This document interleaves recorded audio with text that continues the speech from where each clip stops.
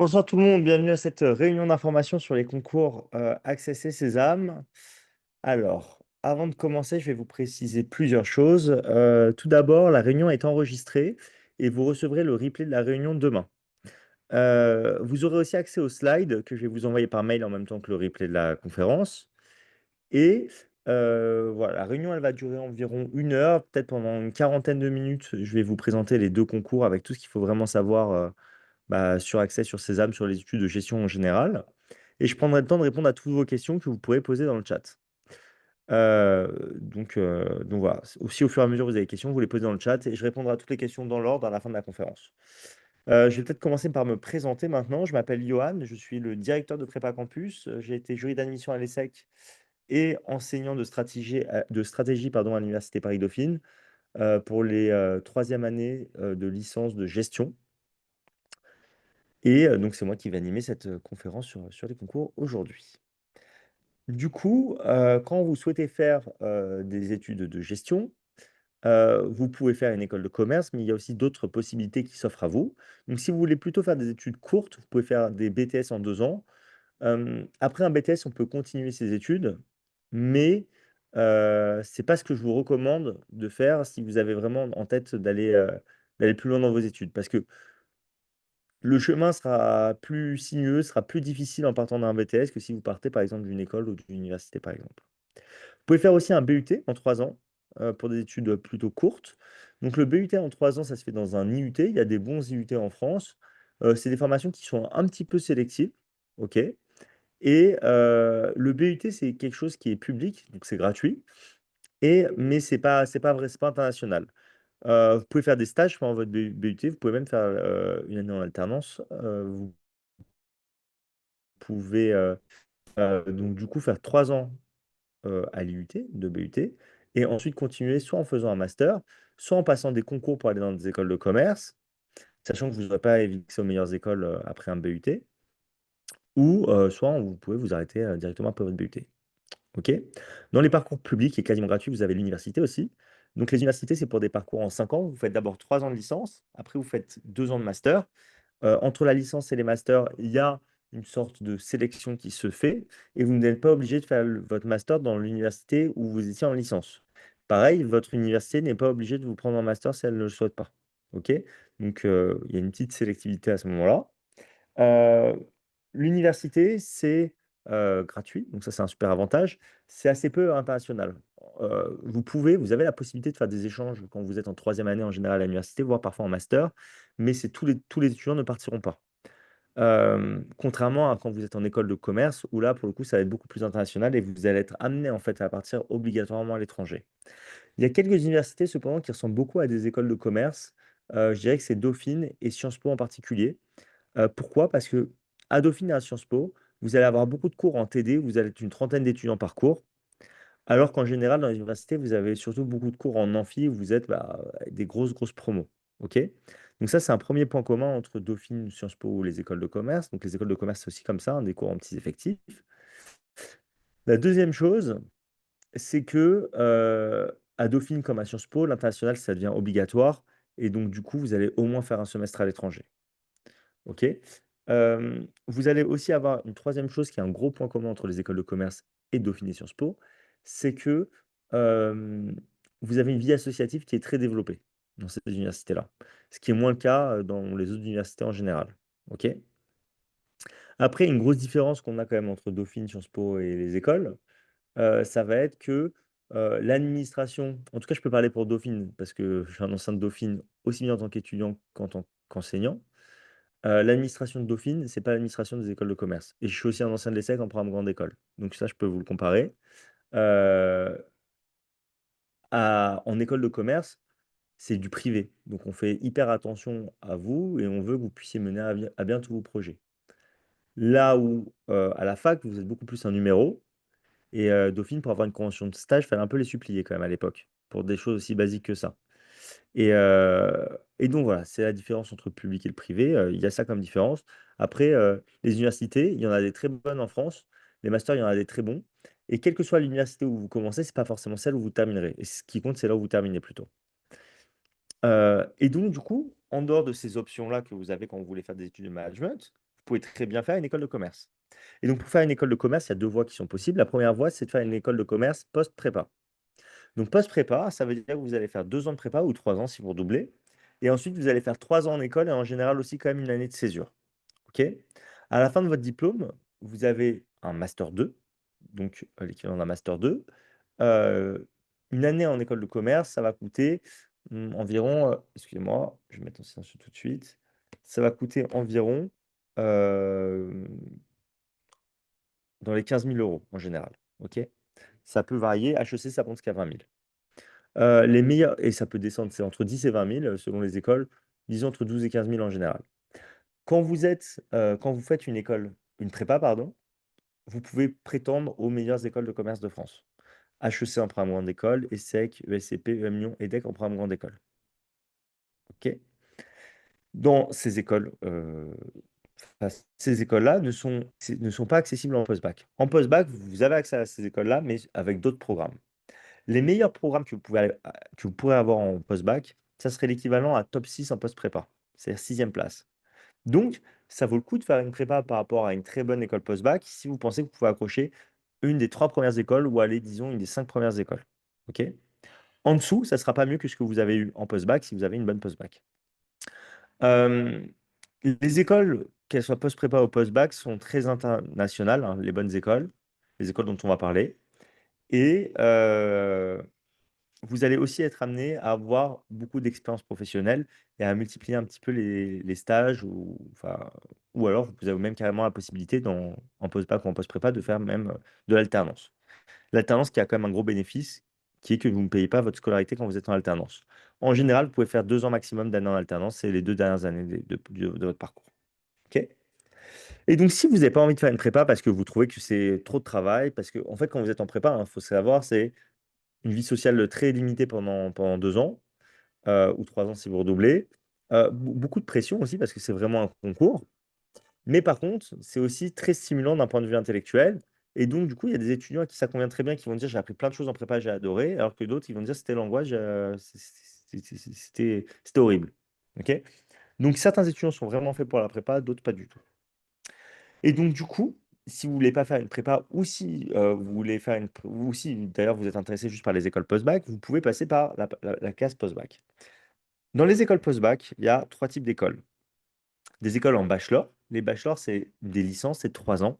Donc le plus connu, c'est le bachelor de l'ESCP, qui est un très bon bachelor en 3 ans, qui est très, très international, hein. Vous allez faire 2 ans à l'étranger, qui sélectionne sur des bons niveaux de dossier avec des étudiants surtout qui ont des profils, où ils ont un très bon niveau de langue. Hem, c'est peut-être le meilleur bachelor que vous pouvez faire. Les meilleurs bachelors sont pas au niveau des meilleurs BBA ou des meilleurs programmes grande école en 4 ans et en 5 ans du coup. OK? Il y a beaucoup de bachelors qui sont pas fous en France. OK? Donc le bachelor de l'SCP, il est pas mal, mais même sur celui-là, il y a quand même des réserves qu'on peut émettre. C'est par exemple, ça travaille pas hyper dur au bachelor de l'SCP. Par contre, c'est des bons étudiants. Vous avez l'ESDEM aussi, le bachelor de schéma qui est assez intéressant. Vous faites 3 ans à schéma. Et en fait, le but de l'ESDEM, c'est ensuite de faire des concours pour entrer en programme grande école dans d'autres écoles de commerce ou à schéma directement.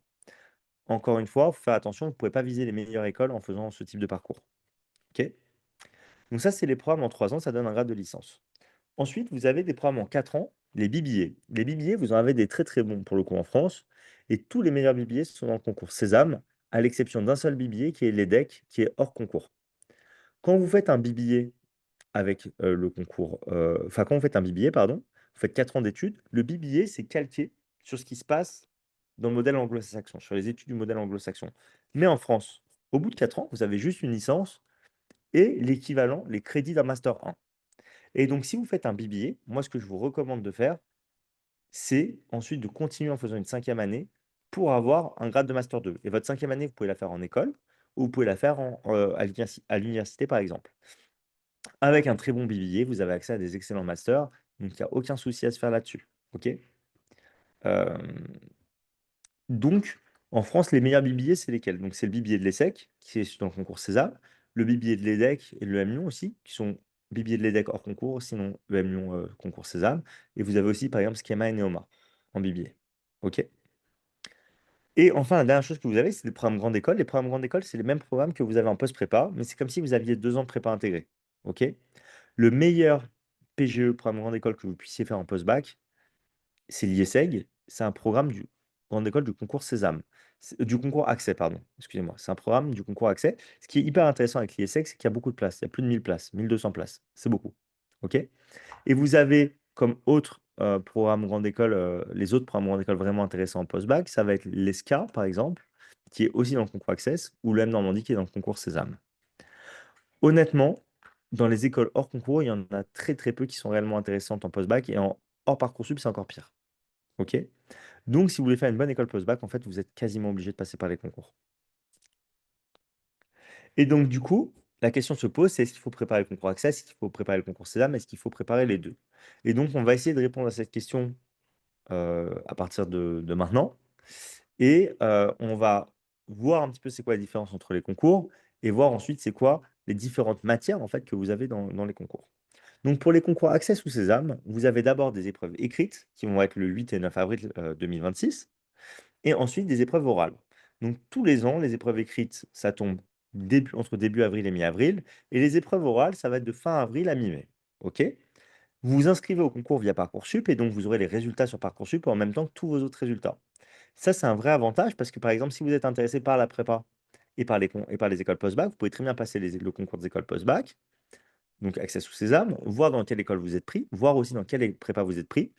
Et vous allez voir, peut-être, j'ai été pris à l'IESEG, qui est l'équivalent de d'un top 6 en post-bac, et j'ai été pris dans une prépa qui rentre que 30% de ses étudiants dans le top 5. Bah, en fait, en allant à l'IESEG, j'ai 70% de chance, enfin, ou alors plutôt en allant en prépa, j'ai 30% de chance de faire moins bien que l'IESEG. J'ai 70% de chance, pardon, de faire moins bien que l'IESEG. OK? Ou pareil. Et j'ai 30% de chance de faire mieux aussi. OK? Donc ça, c'est une bonne chose. Et donc, vous aurez tous les résultats de toutes les écoles en même temps. Et le concours Access, c'est un vœu. Le concours Sésame, c'est un vœu. Au concours Access, vous avez que 3 écoles, l'IESEG, l'ESCA et l'ESDES. C'est quand même un concours qui est très intéressant, qui réunit tous les ans à peu près 8000 étudiants. Parce qu'à l'IESEG, il y a beaucoup de places, 1200 places. À l'ESCA aussi, il y a beaucoup de places, 1100 places. C'est des très bonnes écoles. L'ESDES, c'est une école beaucoup plus locale, avec que 250 places pour le coup. À titre de comparaison, dans les écoles du concours Sésame, là, vous avez 14 écoles au concours Sésame, 17 programmes, puisque certaines écoles ont 2 programmes. En fait, le bibillet de l'ESSEC, par exemple, le bibillet de l'EM Lyon, le bibillet de Noma, etc., en moyenne, c'est 400 places. Ça peut être 600 pour une école, 200 pour une autre, hein. Mais pour les écoles du concours Sésame, en moyenne, c'est 200 places par école, ce qui fait que l'IESSEC, ça vaut 3 écoles, et l'ESCA, ça en vaut 3 aussi. Ça en vaut 2,5, 3. OK? Donc, si on comparait les écoles du concours Access aux écoles du concours Sésame, en fait, il y a juste 2 fois plus de places à Sésame qu'à Access. OK? Il y a 5 fois plus d'écoles, 6 fois plus de programmes, mais il n'y a que 2 fois plus de places, en fait. Et tous les ans, il y a environ 12 000 étudiants qui passent le concours Sésame versus ouais, 7 500, 8 000 pour Access. OK? Au concours Sésame, les 14 écoles ne sont pas du tout du même niveau. Donc, moi, par exemple, quand avec Prépa Campus, on prépare des étudiants au concours, on vise l'ESSEC, l'EM Lyon, Néoma, Schema, EM Normandie. À la limite, certains étudiants peuvent être intéressés par l'EMLV. Il peut y avoir de bonnes raisons d'être intéressés par l'EMLV. Mais disons, on vise ces 5 écoles-là, peut-être parfois un petit peu plus. OK? Vous pouvez viser aussi l'EDEC, hein, qui est hors concours, si vous êtes intéressé au bibier. Encore une fois, je vous dis, c'est très intéressant. Mais donc, du coup, quand vous regardez les places dans les écoles vraiment intéressantes, l'Access et de Sésame, c'est équivalent. OK? Quand vous passez le concours Sésame, c'est pas pour avoir la 10e école du concours. C'est pour avoir top 5. Quand vous passez le concours Access, c'est pour avoir top 2. Mais le nombre de places, quand vous comparez, c'est similaire. Au concours Access, vous avez que des programmes grande école en 5 ans. Au concours Sésame, vous avez des billets en 4 ans, comme je vous l'ai dit, et des programmes grande école en 5 ans. Les programmes en 5 ans ne sont pas forcément mieux que les programmes en 4 ans. Le meilleur programme en 4 ans, c'est l'ESSEC. Le meilleur programme en 5 ans, c'est l'IESEG. Quand on les compare, l'ESSEC est plus sélectif que l'IESEG. OK? C'est plus dur de rentrer à l'ESSEC qu'à l'IESEG. Et donc, du coup, il y a débat entre choisir entre l'ESSEC ou l'IESEG. Il y a un gros, gros débat. OK? Je dirais que sur 10 étudiants, 66 choisissent l'ESSEC, quand 4 choisiront l'IESEG. Il y a des très bonnes raisons d'aller dans chacun des deux programmes. Donc, au concours Access, vous avez 3 épreuves écrites, l'anglais, la synthèse, la partie raisonnement logique et mathématique, mais je reviendrai dessus après. Et pour Sésame, vous avez 6 épreuves, les langues, l'analyse documentaire, enjeux contemporains, maths, français, compétences digitales. Pareil, je reviendrai dessus juste après. Quand on regarde les classements des écoles, donc je vous ai mis, vous ne trouvez jamais un classement avec les PGE et les BBA qui sont mixés. Moi, je vous fais la comparaison parce que moi, je vois les étudiants qui rentrent dans les écoles. je connais très bien les programmes et donc je sais, j'arrive à vous les comparer. Mais par contre, on compare pas en général des BBA à des PGE et donc du coup, c'est pour ça que des PGE, programme grande école, ça veut dire en 5 ans, hein, et donc du coup, en fait, vous avez des classements différents. Donc là, je vous ai mis le classement du Figaro pour le programme grande école. Le classement des BBA, c'était celui de l'étudiant. Voilà. En 1, vous avez l'IESEC, du coup, en classement programme grande école, c'est dans le concours Access. En 2 et en 3, c'est un niveau similaire, vous avez l'ESCA, le M Normandie. L'ESCA Access, le M Normandie Sésame. L'ESCA, qui a eu la stratégie d'ouvrir des campus un peu partout en France. Le M Normandie, ils ouvrent des campus un peu partout dans le monde. OK? Et donc, le but de l'ESCA, c'est d'attirer les talents locaux. Le but de l'EM Normandie, c'est d'attirer en fait des partenariats intéressants avec avec des bonnes universités ou alors avec des entreprises. Donc, par exemple, ils ont ouvert un campus, l'EM Normandie, à Oxford ou à Boston pour profiter en fait des profs qui enseignent dans les facs de Boston et d'Oxford. Ils ont aussi ouvert un campus à Dublin ou à Dubaï. C'est pour avoir le réseau d'entreprises qui va avec, qui se développe. OK?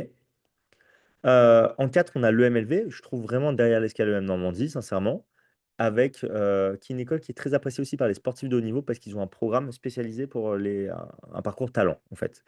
L'EM Lyon aussi propose ça d'ailleurs en BBA. Et donc, dans les BBA, en 1, on a l'ESSEC. En 2, on pourrait mettre l'EDEC ou l'EM Lyon. Et en 4 et 5, Schema et Neoma dans l'ordre que vous voulez. Donc, si on regarde les classements, c'est en hors concours, on n'a que l'EDEC, hein. Et j'ai fait exprès, je ne vous ai pas donné le classement de l'étudiant quand je vous ai donné mon propre classement à moi. Pourquoi? Parce qu'en fait, d'une année sur l'autre, les classements, ils évoluent, mais le niveau des écoles évolue assez peu. Et donc, il y a quelques années, l'EDEC était classé 7e. Et l'année dernière, je crois que c'était l'EM Lyon les deuxièmes. Vous voyez? Et ça a changé. Voilà, Schema qui était 5e est passé 3e. Neoma qui était 2e il y a quelques années, c'est passé 5e. En fait, dans les faits, le niveau des écoles, il bouge pas tant que ça. Et les classements, c'est juste comment dire, des formules mathématiques. OK? Combien de profs ont publié des papiers de recherche l'année dernière? Combien d'étudiants partent travailler à l'étranger? Combien machin? Quelle proportion des étudiants est internationale? En fait, dans les faits, ce qu'il faut regarder, c'est où vont les meilleurs étudiants. OK? Quels sont les programmes qui sont vraiment sérieux? Et d'une année sur l'autre, ça bouge assez peu. Donc 1 ESSEC, 2 dans l'ordre que vous voulez, EDEC, EM Lyon, et après Schema Neoma dans l'ordre que vous voulez aussi, tout simplement. Hem,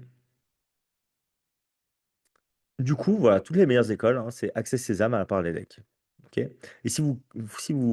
comment dire? Si vous continuez le classement des BBA, c'est encore Sésame. Si vous continuez le classement des programmes en école, c'est encore Sésame aussi.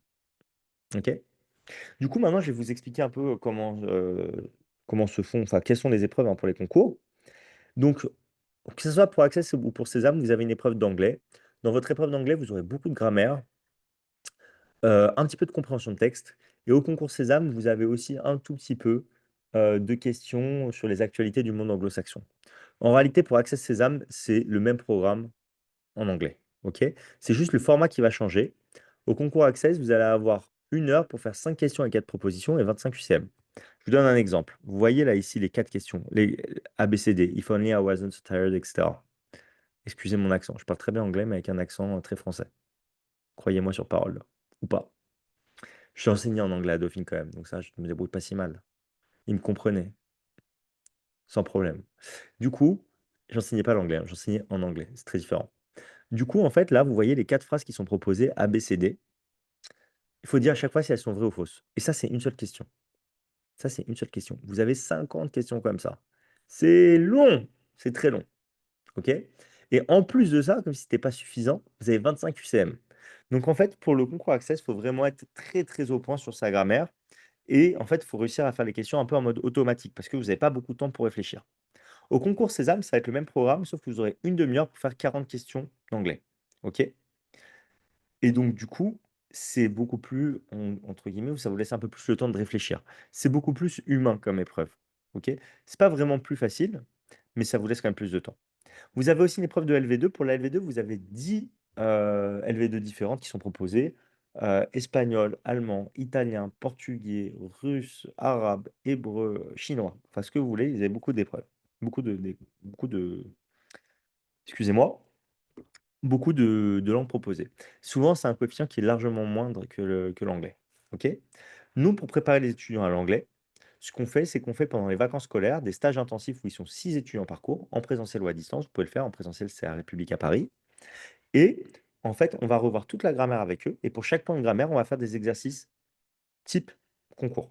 OK? Et une fois qu'on a revu toute la grammaire, ensuite, on va s'entraîner sur des sujets complets en mode concours blanc avec correction.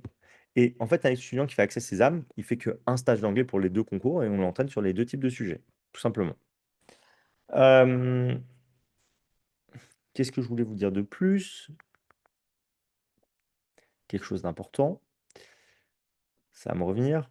Oui, la LV2 pour le coup, c'est la seule matière qu'on ne travaille pas avec les étudiants lors de nos préparations. Parce qu'il y a 10 langues différentes et qu'en fait, on n'a pas d'épreuve des 10 langues et en plus, c'est un petit coefficient. Et donc du coup, pour l'anglais, excusez-moi, du coup, ça se fait à 6 parcours, en présentiel ou à distance et c'est 2 heures de cours par jour sur une semaine. Voilà. Ensuite, vous avez les épreuves d'analyse documentaire et de synthèse. J'ai appelé synthèse, en fait, j'ai réuni l'épreuve d'Accès et de Sésame, non pas parce qu'elles se ressemblent, mais parce que l'illustration du corpus du texte, elle marche aussi bien pour Access que pour Sésame. En gros, au concours Access, comme au concours Sésame, on va vous donner un corpus de documents qui va être sur un thème défini. Imaginons, ce thème, c'est l'intelligence artificielle. Au concours Access, vous aurez une douzaine de documents, des textes qui sont à peu près aussi longs que le document 7 que vous voyez devant vous, et vous aurez aussi une illustration ou 2 illustrations. OK? Souvent, c'est une seule. Et vous avez une seule consigne. La consigne, ça va être rédiger une synthèse de 350 mots, plus ou moins 10. Ça veut dire entre 315 et 385 mots. Et donc, la difficulté de cette épreuve-là, ça va être d'être capable vous avez 3 heures pour ça, ce qui est pour moi assez large. Et donc du coup, la difficulté, ça va être d'être capable de réussir à comprendre quelles sont les informations les plus importantes et relier les documents entre eux. OK? Et après, il y a toute la phase de rédaction. L'orthographe compte, mais n'est pas ultra pénalisante. Donc un étudiant qui est dysorthographique peut quand même avoir une bonne note à la synthèse. Tous les ans, on a des étudiants qui ont 20 sur cette épreuve-là, donc c'est vraiment possible d'avoir 20. Par contre, si vous faites des fautes d'orthographe, vous n'aurez pas 20, mais vous pouvez quand même avoir une bonne note. OK? Hem La méthodologie pour ce type d'épreuve, c'est de lire les documents en prenant des notes, OK? Donc vous faites des fiches sur chacun des documents avec une certaine méthodologie d'ailleurs, une certaine méthode, hein, donc de manière méthodique. Ensuite, vous allez identifier comment sont réunis les textes les uns avec les autres. Donc imaginons le thème c'est intelligence artificielle. Peut-être que les documents 1, 2, 5, 7, 9, 12 vont parler de comment l'intelligence artificielle va modifier notre manière de travailler. Peut-être que les documents 3, 5, 7, 11, ça va être sur comment ça modifie nos comportements, j'en sais rien. Et peut-être que les autres documents, ça va être en quoi c'est une menace pour, la société, avec la structure qu'on a actuellement. J'en sais rien, je dis des trucs complètement au hasard. Il faut réussir à comprendre, à identifier c'est quoi les 3 différents axes, réussir pour chacun des axes à voir quels documents vont être pertinents et dans votre synthèse, vous n'avez pas le droit d'utiliser de connaissances personnelles ni de citer les textes. Par contre, ce qu'il faut faire, c'est que pour chaque idée que vous allez développer, mettre des exemples tirés des documents. OK? Donc vous allez toujours illustrer vos propos avec des exemples et donc la partie plan est extrêmement importante et ensuite, il y a la partie rédaction. OK? Pour travailler ça, on le fait aussi sous la forme de stage intensif à 6 étudiants par cours et en fait, chaque étudiant, donc chaque, groupe va travailler toujours sur les mêmes synthèses, hein. Vous serez coordonnés en termes de synthèse avec les autres étudiants. Par contre, tout le monde ne travaille pas forcément la même chose en même temps. Je m'explique. Un étudiant qui aura des problèmes sur la prise de notes fera des exercices liés à la prise de notes sur les documents. Quelqu'un qui aura des difficultés sur, la partie plan va travailler spécifiquement sur les plans. Donc par exemple, pour un corpus documentaire, il va peut-être lire les 6 premiers documents, faire un premier plan, comme si c'était la synthèse au global, puis après lire les 6 suivants et faire la synthèse sur les 12 documents. Le but, c'est que on vous entraîne à progresser sur vos plans, en fait, en faisant ça. Et la dernière partie, ça va être la partie rédactionnelle et donc certains vont s'entraîner plus sur la rédaction. Et évidemment, le but, bah, c'est qu'à la fin, vous soyez tous prêts sur l'épreuve de synthèse. OK? Et donc, quoi qu'il arrive, hein, vous allez travailler les 3 aspects, mais ce que je veux dire, c'est qu'on va pouvoir travailler spécifiquement aussi avec chaque étudiant sur ses points faibles. Pour le concours Sésame, l'épreuve, ça s'appelle l'analyse documentaire. C'est très différent, ça dure que 2 heures, ce qui est très court, parce qu'on va vous donner un corpus, j'ai mis entre 15 et 25 documents, mais en fait, c'est 25 documents plutôt. OK? Plus, en plus de ces 25 documents textuels, une dizaine de documents avec des graphes, avec des illustrations, avec des photos, enfin voilà, des documents plus visuels. Ça fait 30-35 pages de documents, c'est énorme. OK? Et donc du coup, si vous lisez juste les documents comme ça, bah, ça vous prendra 2 heures. Le but de l'analyse documentaire, pardon, de Sésame, c'est de répondre à trois types de questions. Des questions de repérage, des questions d'analyse, des questions de synthèse. Pour les questions de repérage, on va vous poser une question. La réponse est directement dans les documents. Exemple, combien de startups d'intelligence artificielle a racheté Apple en 2023? Et dans un des documents, il y aura écrit Apple a racheté 13 startups d'intelligence artificielle en 2023.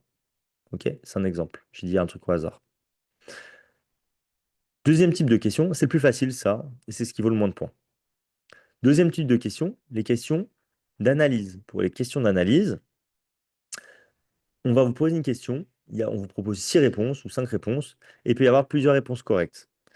Et donc, du coup, les réponses correctes peuvent se trouver dans plusieurs documents, ce qui rend les choses compliquées. Imaginons, il y a 3 bonnes réponses. Si vous mettez toutes les bonnes réponses, vous avez tous les points. Si vous mettez 2 bonnes réponses sur 3, vous avez 2 tiers des points. Si vous mettez une bonne réponse sur 3, un tiers des points. Si vous avez une seule erreur, même si vous avez 3 bonnes réponses, c'est zéro. OK? Donc, il faut faire très attention. Et du coup, il faut être très vigilant parce que parfois des réponses sembleront correctes, sauf qu'en fait, elles vont aller un peu extrapoler ce qui a été dit dans les documents. OK? Donc c'est plus dur, ça vaut beaucoup plus de points que le repérage. Et enfin, le dernier type de question, c'est les questions de synthèse. Donc contrairement au concours Access où vous devez rédiger une synthèse, là, la synthèse, elle a été rédigée pour vous. Et en fait, vous allez devoir, par exemple, trouver la problématique, trouver le titre reparti ou alors remplir les trous. OK? Et encore une fois, tout va être une question de nuance. On va vous proposer 4 problématiques. Il y en a une, elle sera peut-être hors sujet, mais il y en a 3 qui vont paraître tout à fait possible. Sauf qu'il y en a une, elle va être un peu réductrice par rapport au sujet, l'autre qui va un peu extrapoler, et l'autre, ça va être la mieux calibrée, celle, la bonne. OK? Et donc, en fait, tout ça, la synthèse, l'analyse documentaire, pardon, ça demande aussi énormément de méthodes, et c'est ce qu'on travaille avec vous. Pareil sous la forme de stage intensif, en petit comité, etc. En fait, ça se travaille très bien en stage intensif, la synthèse et l'analyse documentaire, parce que vous n'allez pas toujours finir un corpus documentaire à la fin de votre cours. Et donc, du coup, si vous repreniez vos documents une semaine après, ça serait beaucoup trop tard, vous aurez tout oublié. Par contre, si vous reprenez le lendemain, bah, vous pouvez reprendre où vous vous êtes arrêté, il n'y a aucun souci. OK? Donc, pareil, en présentiel ou à distance, comme pour l'anglais. Vient ensuite ma matière, la partie raisonnement logique et mathématique. Donc, ça, c'est pour le concours Access, où vous avez 2 heures pour 3 parties. Pour le concours Access, et je ne l'ai pas dit avant, c'est vraiment beaucoup mieux de faire les maths complémentaires ou l'aspect maths au lycée. Si vous êtes en STMG si vous avez arrêté les maths en terminale, c'est possible de passer le concours, ça vous demandera juste plus d'efforts. Dans la manière dont on travaille le raisonnement logique et mathématique avec les étudiants, ça nous permet en fait de rattraper tout le programme avec les étudiants et même de travailler avec eux en dehors des cours si besoin. Mais ça nous demande beaucoup d'investissement à nous les profs en dehors des cours et on est prêt à le faire gratuitement pour vous. Mais il va falloir quand même que vous fassiez, enfin que vous soyez, que vous aimiez bien les maths et que vous soyez prêt à beaucoup travailler. OK? Donc de toute façon, pour s'inscrire à Prépa Campus en général, il faut passer par un entretien téléphonique. Et donc, si jamais vous êtes intéressé de vous inscrire, alors que vous êtes en STMG ou vous avez arrêté les maths pour le concours Access, on se réserve complètement le droit de refuser. OK? On vous posera plein de questions, etc. Mais autant vous nous choisissez, autant on se permet de vous choisir aussi là-dessus, parce que pour nous, c'est beaucoup de travail supplémentaire qu'on est prêt à faire avec vous. Mais on veut s'assurer que nos chances de réussite sont bonnes et que vous ayez la bonne mentalité, la bonne motivation pour ça. OK? Du coup, pourquoi c'est bien de faire maths complémentaires? Parce qu'en fait, la partie 2 de la partie raisonnement logique et mathématique, qui est la partie mathématique, en fait, va être basée sur le programme de maths complémentaires sans les suites et sans les limites. OK?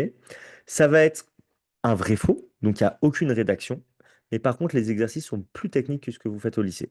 Ce qui fait que quand on vous prépare, en l'occurrence, c'est moi, enfin, je suis un des profs de maths, je donne beaucoup de cours pour cette partie-là. Quand je vous prépare à ça, ça vous, ou quand les autres profs vous préparent d'ailleurs, ça vous aide vraiment pour le lycée. OK? Mais ça vous aidera pas du tout sur la partie rédaction, par exemple. OK? Donc vous avez 5 questions avec 4 propositions à chaque fois. Donc ça, c'est pour la partie maths. C'est des exercices classiques. Vous avez une partie avant qui s'appelle raisonnement logique. La partie le raisonnement logique, vous avez 5 questions indépendantes avec 4 propositions vrai-faux, donc comme pour les maths. Sauf que là, ça va être sur des choses. Donc avoir des bonnes notions de maths de première terminale, c'est important. Mais par contre, vous aurez plein de questions qui n'ont rien à voir avec ce que vous faites au lycée. Donc là, je vous ai mis un exemple de question. De toute façon, je vous enverrai les slides, hein, c'est pas pour la résoudre ici, mais c'est pour vous montrer à quel point c'est différent. Si vous essayez de résoudre cette question chez vous, avec vos outils de première ou de terminale, vous allez trouver ça très dur et c'est normal. Et ça tombe quasiment tous les ans. Par exemple, ce qu'on vous apprend à faire en cours pour résoudre ce type de problème, c'est ce qu'on appelle des diagrammes de Venn. Et typiquement, avec un diagramme de Venn, on résout facilement ces problèmes. Et donc, pour les exercices de logique en général, en fait, il y a plein de petites méthodes, de petits outils qu'on vous apprend qui vous permettent de résoudre facilement les exercices. Donc, il y a une partie qui est mise en équation des problèmes qui est au final que certains d'entre vous savent déjà faire, mais il y a toute une partie, ça va être diagramme de Venn, logigramme, menteur-vérité, double proportionnalité, question de vitesse, distance, temps, etc. Et ça, c'est des trucs qu'on ne voit pas du tout au lycée. OK? Et la dernière partie, la partie problème, c'est une partie super intéressante où, en fait, encore une fois, vos notions de maths de première terminale, enfin, comment dire, votre problème de maths de première terminale va vous aider à résoudre le problème. Mais en fait, on va vous présenter lors du problème des notions de maths, de finance, d'économie que vous n'êtes pas censé connaître. On va vous expliquer ces notions. On va vous montrer comment les appliquer. Et ensuite, vous allez devoir les réappliquer dans le problème et interpréter les réponses.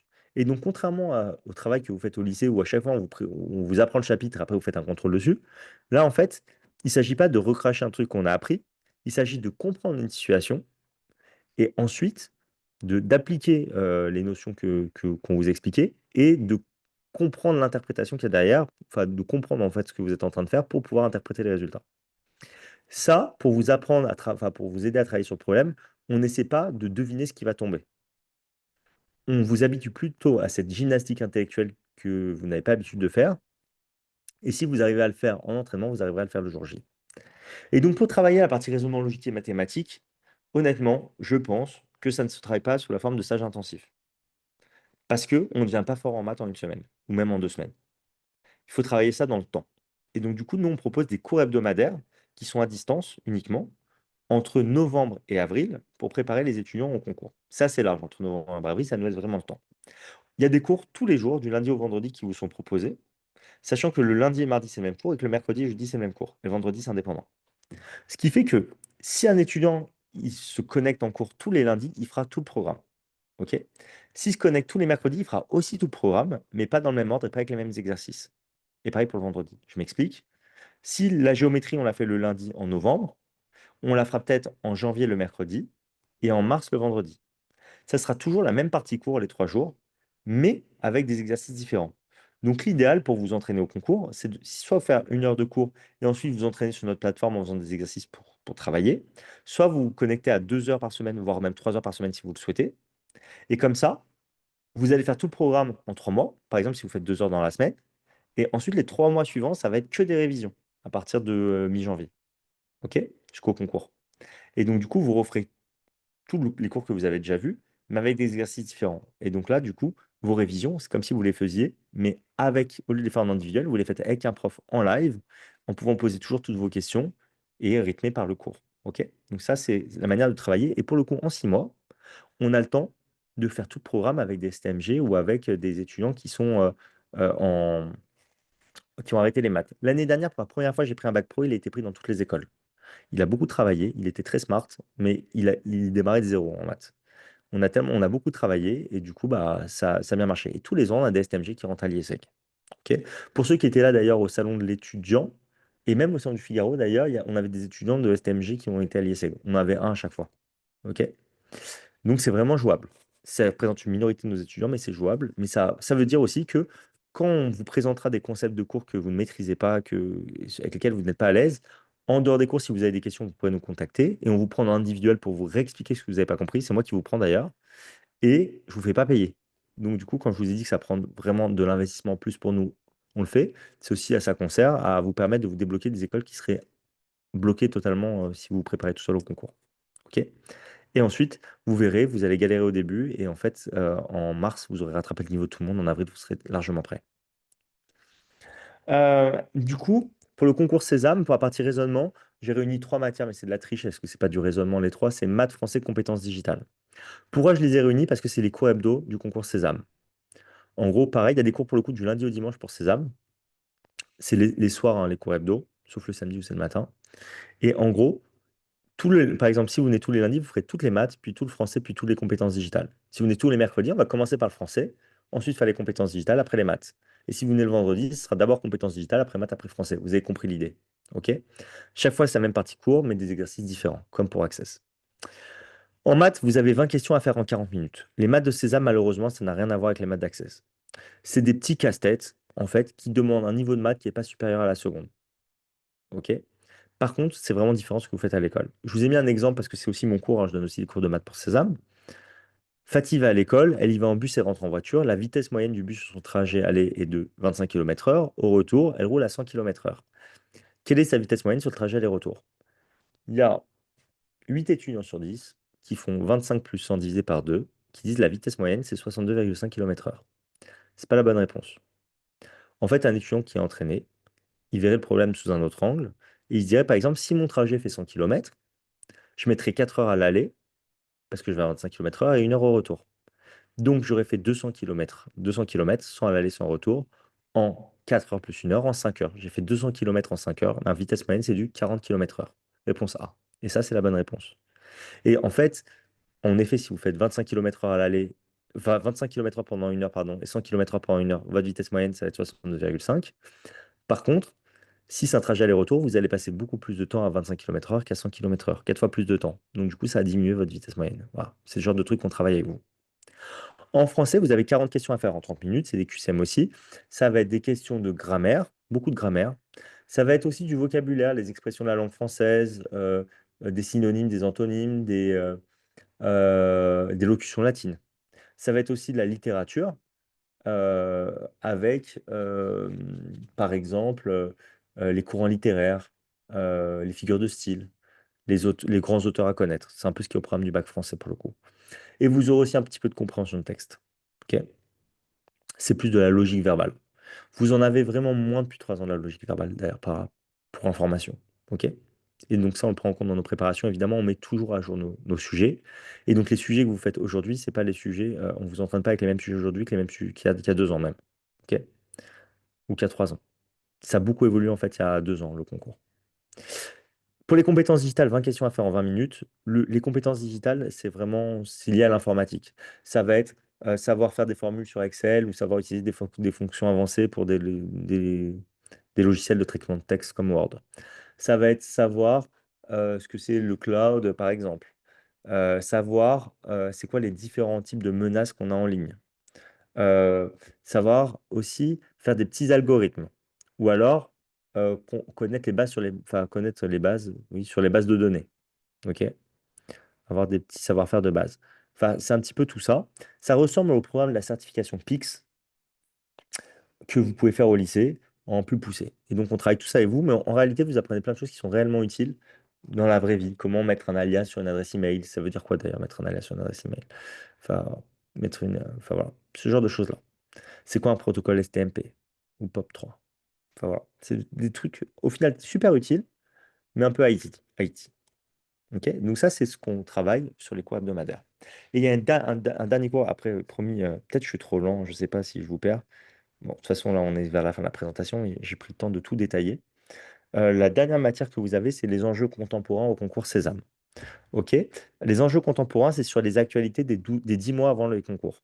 OK? Donc ça va jusqu'à fin mars. Pour travailler ça, on ne peut pas faire de stage aussi parce que ça serait trop d'infos et de toute façon, ça serait trop, comment dire? Il nous manquerait une partie en fait en stage, si on faisait ça en février. Nous, ce qu'on fait, c'est 8 séances en ligne, qui sont les samedis de 11 h à 12h30 ou le dimanche 18 h à 19h30, c'est la même séance, la même chose, hein. Et vous allez avoir 8 cours d'1 h 30 avec où on va revoir toutes les actualités qui sont tombées pendant les 10 derniers mois, thème par thème. OK? Donc le prof qui fait ce cours-là, il fait aussi un cours similaire à l'ESSEC pour les étudiants qui font les concours de la fonction publique. Et en fait, toute l'année, il note toutes les actus. Et ensuite, il va vous les restituer thème par thème. Et pour chaque thème, vous aurez une fiche de révision sur laquelle vous pourrez prendre des notes. Mais en fait, le but, c'est pas que vous soyez en train de gratter comme des maths pendant tout le cours, mais c'est plutôt que vous compreniez les situations. Donc, si on parle d'un conflit, par exemple, on va voir quelles sont les différentes parties prenantes, comment elles sont reliées les unes aux autres, quels sont les intérêts de chacun. Et en fonction de ça, si vous arrivez à comprendre ça, en fait, vous arriverez à répondre, enfin, vous arriverez à comprendre la situation et à répondre à toutes les questions sur le sujet. Enfin, en tout cas, à la plupart des questions sur le sujet. Et ça rend la discussion aussi beaucoup plus intéressante avec le prof. Et c'est ce qui fait aussi que les cours sont beaucoup plus passionnants que si on vous débitait juste des dates. Euh, Au concours Access, vous n'avez pas d'enjeu contemporain à l'écrit, mais vous avez une épreuve de culture générale au moment des épreuves orales, à l'ESCA, qui est à l'écrit. OK? Et donc du coup, vous pouvez vraiment la réviser avec les fiches qu'on vous donne en enjeux contemporains ou avec les cours d'enjeux contemporains. Et vous avez aussi des questions sur les actus, pendant les entretiens du concours, de l'IESEG. OK? Donc faire ce module-là, ça peut être très utile pour vous. Si vous ratez des séances, hein, pour les cours hebdo ou pour les enjeux contemporains, on enregistre les cours, c'est cours en live, hein, mais on les enregistre et on les met sur la plateforme 48 heures après le cours. Comme ça, vous pouvez tout rattraper. Du coup, si vous souhaitez vous préparer seul au concours, vous avez d'abord les annales qui existent. Donc pour le concours Sésame, vous avez l'application Prépa Sésame 2025-2026. Elle est très bien faite, mais elle manque de contenu.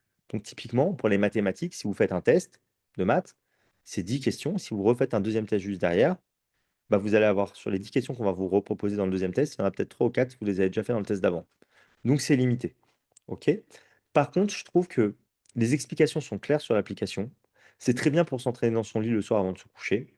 Sur les langues, il y a quand même pas mal de questions, contrairement aux maths, au français, aux compétences digitales et aux enjeux contemporains, c'est carrément il met des questions d'avant, mais en fait, bah, du coup, c'est plus les actualités, ça marche pas.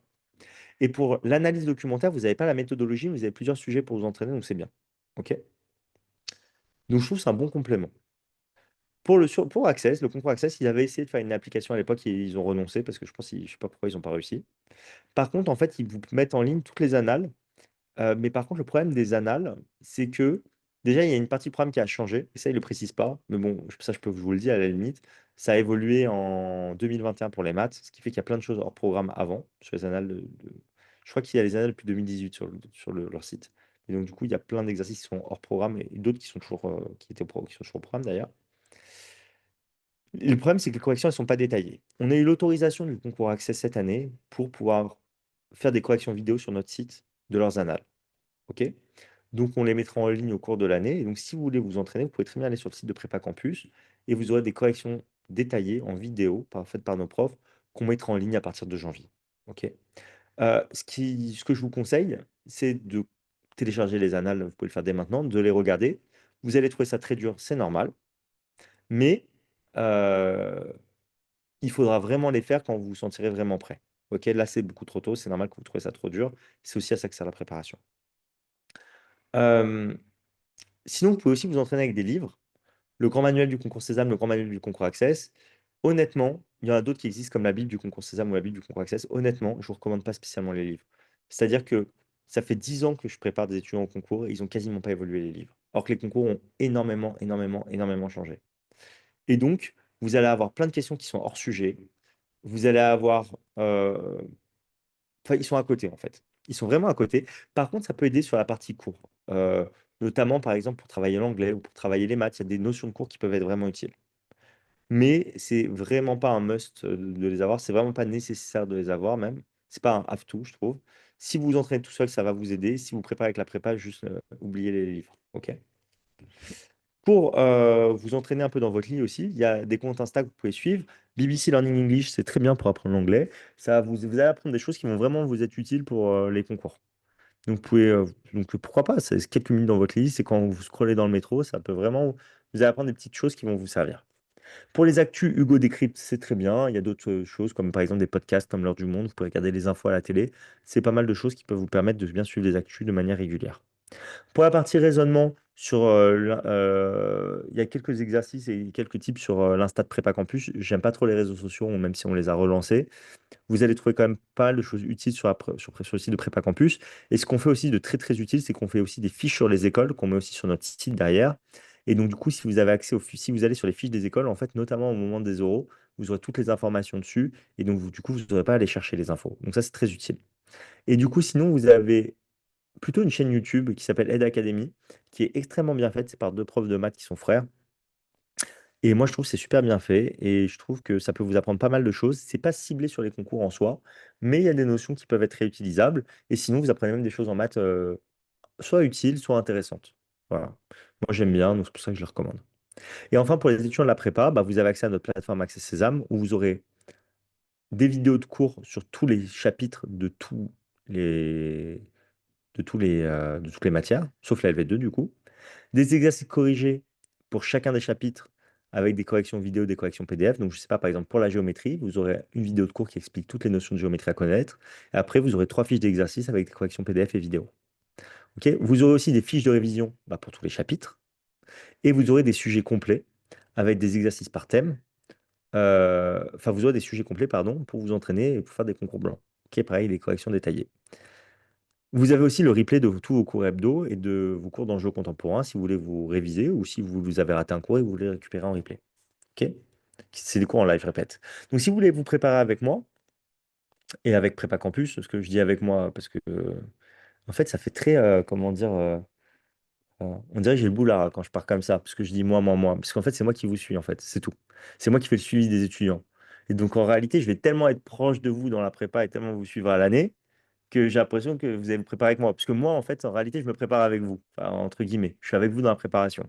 Mais en fait, sur les cours hebdo, il y a des cours hebdo qui sont proposés quasiment tous les jours, on est 8 profs. Et sur les stages intensifs, on est une vingtaine de profs. Et donc, dans nos préparations, en gros, vous avez du coup tous les cours hebdo, accès à tous les cours hebdo, accès à vos stages intensifs pour les matières qu'on ne fait pas en stage intensif, qu'on ne fait pas en cours hebdo, pardon. Donc, si c'est pour Sésame, c'est anglais analyse documentaire, accès Sésame, anglais synthèse analyse documentaire. Et vous avez aussi le module enjeux contemporains. Donc les cours hebdo, les stages, les enjeux contemporains. Vous avez le suivi directement avec moi, évidemment. Donc on limite le nombre de places, évidemment, pour pas qu'on soit trop nombreux sur les cours hebdo et pour avoir le suivi. Après chaque période de stage, vous recevrez un débriefing complet que je vous aurai fait par mail avec des recommandations d'exercices à faire sur la plateforme pour continuer de vous entraîner après les stages.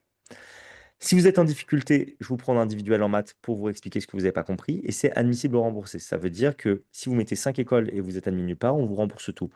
Pour Access, il n'y en a que 3. Donc, il faut mettre les 3 écoles. Et si vous mettez 3 écoles et que vous n'êtes pas admis, on vous rembourse tout. C'est pas arrivé l'année dernière, je vous rassure. C'est pas arrivé même il y a 2 ans. Depuis, ça fait 2 ans qu'on a mis en place ce petit label, cette garantie. OK?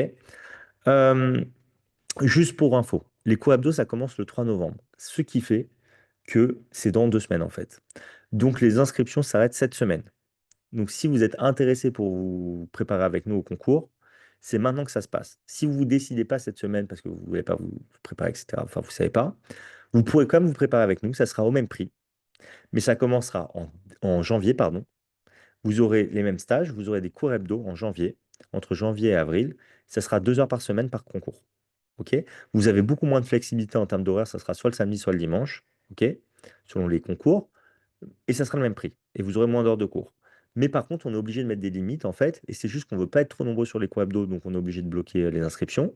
Et donc, du coup, euh, en gros, plutôt que mettre en fait un quota précis d'étudiants, qu'on soit 120 ou 125 sur Sésame, c'est pas très grave. Mais par contre, on ne veut pas être 150. Et donc, c'est pour ça qu'on est obligé d'arrêter les inscriptions dès la fin de cette semaine. OK? Euh, En termes de résultats, alors là, j'ai pas remis la slide à jour, mais plus de 140 avis, 5 sur 5 de moyenne sur Google. Donc, je vous invite à juste taper Prépa Campus sur Google et à lire les avis dans l'ordre, hein. Vous pouvez tous les lire, enfin, si ça vous intéresse. Mais ça vous permettra de voir vraiment ce que pensent les étudiants de la prépa, hein, et les parents d'ailleurs. Et tous les étudiants ont obtenu leur 3 premiers choix en 2024. C'était aussi vrai en 2025. Pour être plus fin sur les chiffres, l'année dernière, 25% des étudiants qui sont préparés avec nous ont eu l'ESSEC. La moyenne nationale est à 8%. Sachant que le dossier compte beaucoup pour l'ESSEC, un étudiant à 11 de moyenne, c'est 0% de chance d'y arriver. Un étudiant à 16 de moyenne, on est plutôt à 80, 85% de chance, 90% de chance d'y arriver. OK? 80, disons 80% de chance. En dessous de 13, c'est très chaud pour l'ESSEC. Pour l'EM Lyon, qui est la deuxième école la plus sélective du concours Sésame, on a eu 91% de réussite l'année dernière. Encore une fois, le dossier compte pas mal, et donc si vous êtes à 10 de moyenne, c'est très compliqué. Mais c'est pas impossible. Mais c'est très compliqué. Mais pour tous les étudiants qui ont des moyennes qui sont correctes, hein, enfin, des bonnes moyennes, c'est passé. Sur toutes les écoles, on était quasiment à 100% de réussite partout. Pour le concours Access, on a eu 65% de réussite à l'IESEG. La moyenne nationale, elle était vers 35%. Et on a eu 97% à l'ESCA. La moyenne nationale était à 50%. Et pour l'ESDES, on a eu 100% de réussite. Voilà. OK? Si vous souhaitez vous préparer avec nous, si ça vous intéresse, vous avez la possibilité de prendre rendez-vous avec nous, avec moi. Il faut prendre rendez-vous pour cette semaine, par contre. Pour la semaine prochaine, ça sera trop tard. OK? Donc, vous pouvez prendre rendez-vous avec moi. QR code de gauche, c'est pour prendre rendez-vous. QR code de droite, c'est si vous êtes en première et que vous êtes intéressé par ces préparations-là. Vous scannez le QR code, vous mettez votre nom, votre prénom, votre adresse mail et votre numéro de téléphone et vous recevrez un SMS début juin. Donc, étudiant ou parent, vous pouvez le remplir, hein, ça ne change rien. Et début juin, vous recevrez un SMS pour vous dire les préparations au concours sont ouvertes. Si vous voulez vous inscrire, etc., ou prendre rendez-vous avec Johan, vous pourrez prendre rendez-vous dès maintenant. Voilà. Donc j'espère que la présentation a été claire et vous a bien aiguillé. Maintenant, je vais prendre le temps de répondre à toutes vos questions. Donc n'hésitez pas à poser vos questions dans le chat et n'hésitez pas même à poser des questions sur les écoles, sur vous, sur la préparation, sur les concours. Je vais vraiment répondre à tout et pas esquiver de questions. Et si je ne sais pas pour quelque chose, je le dirai.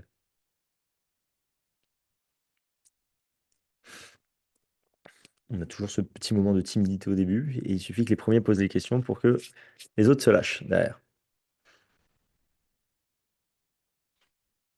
Donc, en attendant que voilà, les premières questions arrivent, euh, juste, je vous redonne voilà, quelques infos.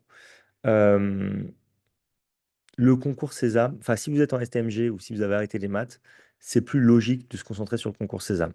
Vous n'aurez aucun handicap sur les maths de Sésame, alors que pour Access, vous aurez un handicap. Certains étudiants qui veulent absolument des écoles d'Access décident de quand même se préparer. J'accepte de les préparer uniquement sur les formations qui commencent en novembre, mais pas celles qui commencent en janvier. C'est trop court sinon. OK? Et j'accepte pas tout le monde. Pareil, là-dessus. OK? Si vous souhaitez vous inscrire à nos préparations, il n'y a pas d'inscription en ligne.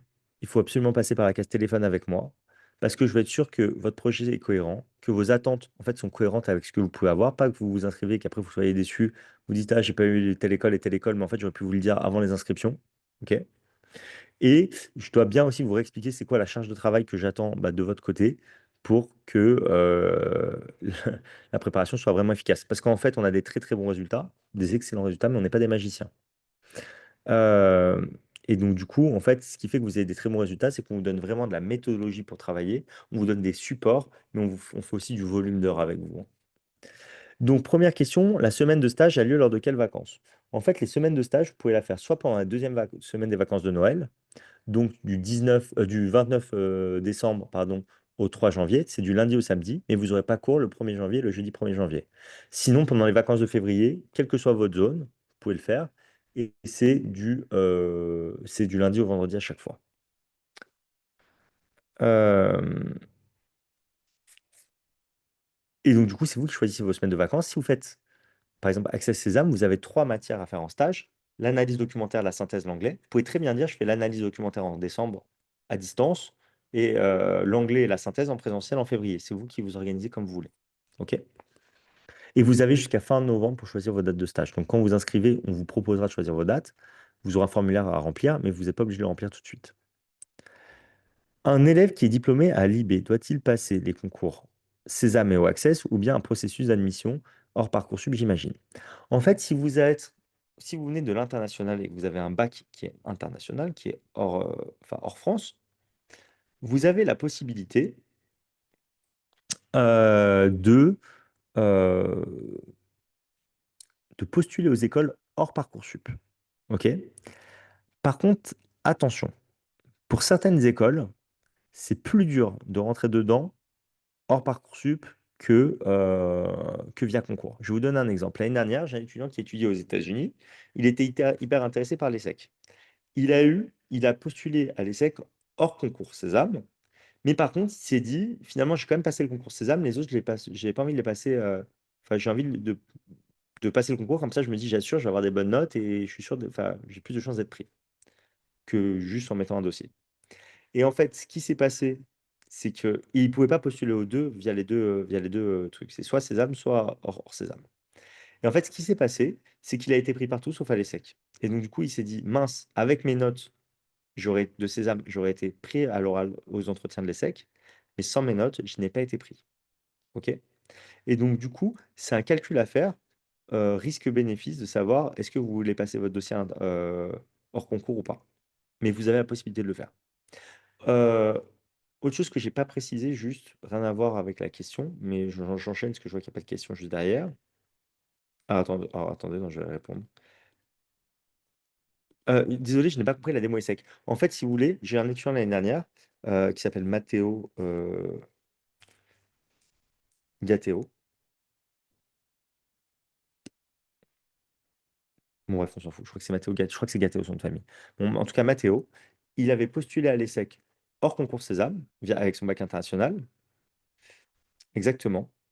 Et il a postulé euh, aux autres écoles via le concours. Il a eu des très bonnes notes au concours, et donc du coup, il était admis partout. Sauf qu'à l'ESSEC, en fait, comme il avait postulé hors Sésame, il ne pouvait pas postuler via Sésame. Et donc, il n'a pas été pris à Sésame sur ses dossiers, alors qu'avec ses notes, il aurait été pris. Voilà, c'est juste ça la démonstration. Donc après, si vous avez des excellents dossiers, vous pouvez vous dire, ah bah, j'y vais sur dossier. Si c'est un plan B, vous pouvez vous dire, j'y vais sur dossier. Si c'est votre plan A, c'est un peu plus risqué. Du coup, les tarifs sur les préparations, ils sont là, ils sont affichés. Ah oui, pardon, non, il n'est pas affiché pour Access Sésame. Pardon, pour Access Sésame, c'est 2 490 € la préparation. OK? Je suis désolé, j'ai oublié de l'afficher. Vous le retrouvez sur le site. Sur la slide, elle n'y est pas. C'est 2 490 € pour Access plus Sésame. La préparation au concours. Dernière chose aussi importante, dans toutes les préparations que vous voyez devant vous, tout est inclus sauf la préparation aux oraux. La préparation aux oraux qu'on fait, elle est en supplément. C'est 3 séances si vous êtes à l'aise à l'oral, 5 séances si vous avez des difficultés, 100% de réussite avec les oraux. Mais par contre, c'est des séances individuelles avec des profs qui sont jurys d'admission soit en école, soit en prépa. Ok. On a tous la même méthodologie pour vous préparer. Et c'est pas l'usine, hein. C'est-à-dire qu'un prof prend 4 5 étudiants maximum. Enfin, ça dépend. En fait, si un prof vraiment il travaille pas, il peut prendre 6 7 étudiants. Mais en général, ils travaillent à côté, ces profs, les profs qui vous font ces préparations aux oraux. Donc, c'est des cours individuels. Ça coûte 120 € la séance. Vous devez faire 3 séances pour faire la préparation en 3 séances, 5 séances pour faire la préparation en 5 séances. Et si vous voulez pas vous préparer avec nous, vous pouvez ne pas vous préparer avec nous. OK? Mais ça fonctionne très bien. La préparation aux oraux, les inscriptions, elles ouvrent que en mars pour des oraux qui sont pour la préparation qu'on fait en avril, pour info. Voilà. Comme ça, vous avez toutes les infos. Euh, Est-ce qu'il avait un bon niveau en français, notre étudiant qui était international, pour faire le stage? En fait, il parlait couramment français. C'était sa langue maternelle, le français, pour info, encore une fois. Il était bilingue en anglais, évidemment.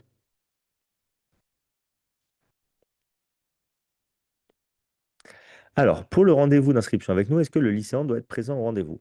En fait, j'ai besoin d'avoir soit rendez-vous avec le lycéen, soit avec les parents. Et si c'est avec le parent ou les parents, il faut qu'ils aient les bulletins de l'étudiant sous les yeux, parce que je vais vous poser des questions sur ses notes. OK? Et sinon, l'idéal, c'est d'avoir les deux. Je me rends compte qu'il n'y a pas plus beaucoup de créneaux qui sont disponibles pour pouvoir avoir un rendez-vous aux bons horaires et qui fonctionne bien.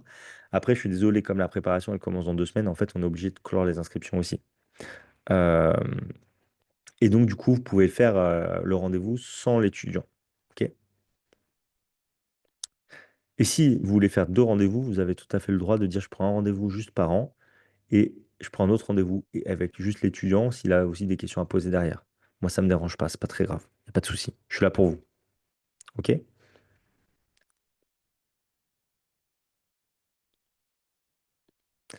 Alors, Elliot demande pour un étudiant de terminale spé maths, est-ce que c'est utile de préparer les maths pour les 2 concours? En fait, les maths de Sésame, ça aura juste rien à voir avec ce qu'il a fait dans sa vie en maths. Les maths d'Access, il y a une partie qui est en commun avec ce qu'il fait en maths complémentaires, mais qui est plus dur d'un point de vue technique que ce qu'il fait en maths complémentaires. Il y a toute une partie, c'est les problèmes et le raisonnement logique, ça n'a rien à voir avec le lycée. Donc oui, il aura intérêt enfin, il faudra, d'ailleurs, que ce soit avec nous ou sans nous, il faudra qu'il se prépare en maths dans les 2 concours. Ça, c'est sûr et certain. Elliot. Dev demande quel bulletin il faut. Bah, ça dépend quelle école tu vises, en fait. Ah, pour le rendez-vous, bulletin de première. Pardon, excusez-moi. Il faut les bulletins de première. Donc, si en fait, ça me suffit en fait les bulletins de première, c'est parfait. Ok. Je n'ai pas besoin de bulletins de terminale, il n'y a pas assez de notes de toute façon pour que ce soit vraiment très significatif. Bulletin de première, c'est parfait. Il me faut aussi les notes du bac français. Voilà. Et donc, les bulletins comptent hein, pour les concours. Ça va compter entre 5 et 30% et 33% pour les écoles de Sésame. Je suis pas obsédé par les 5, je vous jure. Et ça va être environ 15% pour le concours accès.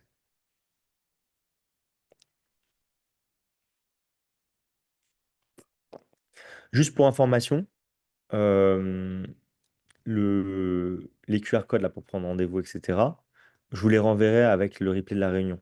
Donc demain, vous recevrez le replay de la réunion, vous recevrez les slides et vous recevrez dans le mail le lien pour c'est un lien Calendly pour prendre rendez-vous avec moi. Alors, Fado demande comment l'étudiant américain a fait pour suivre les cours à distance avec le décalage horaire, ou bien il a fait des stages en vacances uniquement. Désolé, avec un profil international, on se pose beaucoup de questions. En fait, on a beaucoup d'étudiants qui passent le concours Sésame avec nous. Et donc, du coup, et qui sont internationaux, pardon. Du coup, ce qu'on a fait, c'est qu'on a fait aussi des horaires décalés pour les étudiants qui sont en Asie et en Amérique. Donc, le cours du samedi matin, du samedi, c'est le matin à 9h45 pour les étudiants qui sont en Asie. Le cours du dimanche, c'est à 19h45 à 20h45 pour les étudiants qui sont aux US. OK? Et sinon, lui, il se trouvait aussi qu'il y avait un cours en semaine qui tombait sur sa pause déj. Ou sur un trou, enfin, je sais pas. En tout cas, il pouvait venir aussi en cours hebdo. Et ensuite, sur les stages, pardon, j'avais aménagé ses horaires. Et en fait, c'est pas le seul à qui j'ai fait ça, hein. C'est-à-dire qu'un étudiant qui est aux États-Unis, ses stages, ils seront l'après-midi, par exemple. OK? Il fera par exemple 14h30, 16h30, 16h45, 18h45. Et on décale ça, on fait ça sur plusieurs semaines. Voilà. S'il fait accesser Sésame. S'il fait juste Sésame, il fait juste cours l'après-midi. OK? Donc en fait, ou alors il fait juste, s'il y a 9 heures de décalage, il fait juste 16h45, 18h45 sur 2 semaines différentes. On peut tout moduler en fait, on peut moduler beaucoup de choses. Comme vous êtes que 6 parcours en fait sur les cours hebdo, en fait, il y a plusieurs créneaux qui sont ouverts et on fait en sorte que bah, il n'y a jamais de trou si vous faites les deux matières. C'est pas vous allez avoir 2 heures, puis 4 heures de trou, plus 2 heures. En fait, vous allez faire soit matin, soit après-midi. Et si vous avez des demandes particulières, on les prend en compte. Enfin, dans la mesure du possible, hein, pour nous, évidemment. Mais on y tient compte. On en tient compte.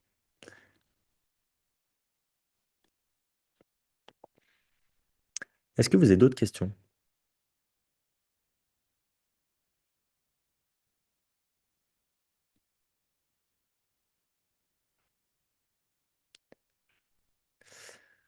Alors, est-ce que j'ai menti ou pas? Je vous ai dit, ça allait durer environ 1 heure.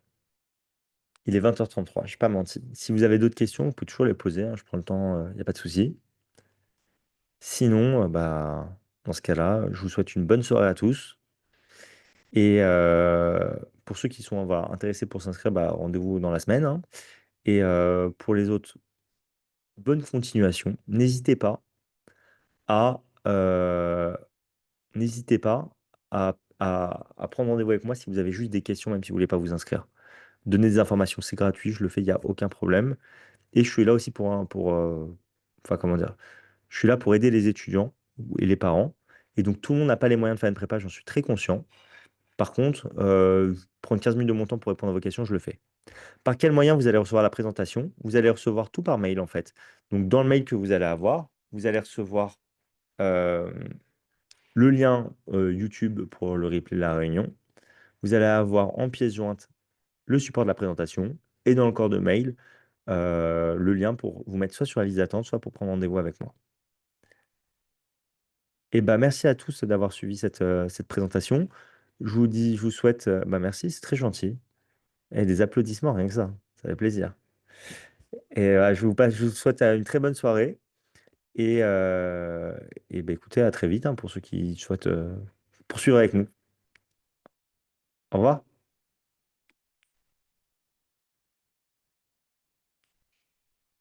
Merci tout le monde.